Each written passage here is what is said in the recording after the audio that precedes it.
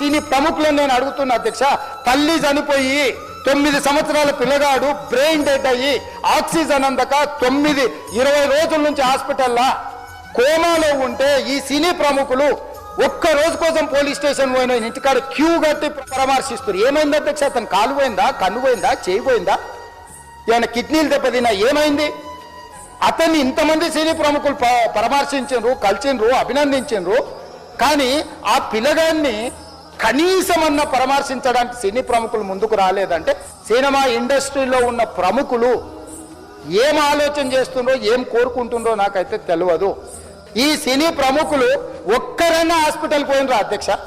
so ఈ రోజు ఆ కుటుంబాన్ని ఆదుకోవడానికి ఈ రోజు కూడా ఆర్థికపరమైన విషయాల్లో కానీ దీంట్లో కానీ వాళ్ళెవరు పెద్దగా ఆసక్తి, కనీసం సినిమా వాళ్ళు ఒక్కరోజు అతను పొయ్యి వస్తే సినీ ప్రముఖులందరూ అతని ఇంటికి వెళ్ళి అతనికి మొత్తం ఏదో కాళ్ళు చేతులు